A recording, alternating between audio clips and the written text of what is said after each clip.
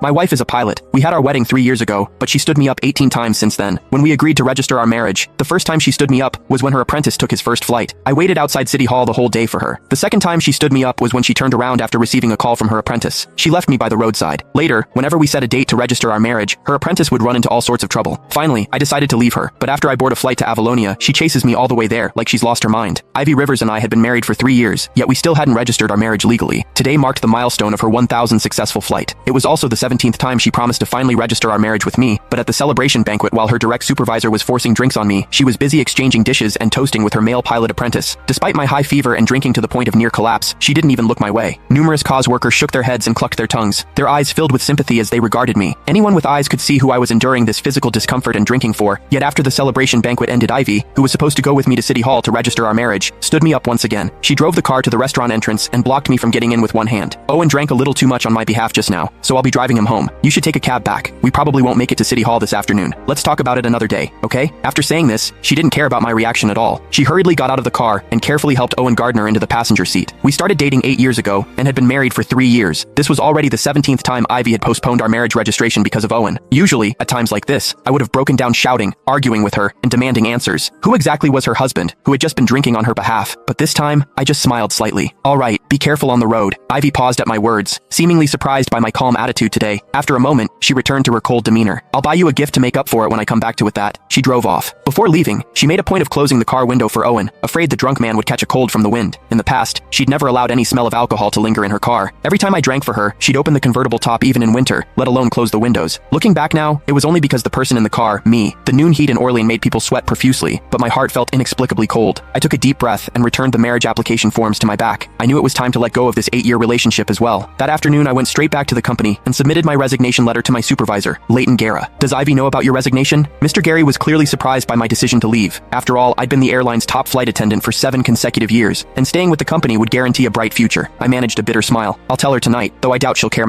These past few years you two flew new routes to get together, and won company awards together. The CEO even attended your wedding personally 3 years ago. Everyone was so envious, but I suppose Mr. Guerra trailed off with a long sigh, his voice full of regret. Yes, those were indeed beautiful memories, but memories were just memories. We could never go back. After submitting my resignation, I returned home around 10 p.m. The house was eerily quiet and empty. On my phone, a social media post from Owen popped up because he'd specifically tagged me. The caption read, "Special, thanks to my beautiful mentor for staying by my side all afternoon as a thank you. I'm taking her to Marcus Vay's concert tomorrow. Looking forward to it." I knew then that Ivy, who'd said she'd come home at noon, wouldn't be returning. This had happened too many times in our 3 years of marriage. After making myself a simple bowl of instant noodles, I opened my email looking at the job offers from over 10 airlines across different countries. My cursor landed on the one from Meridian Airways in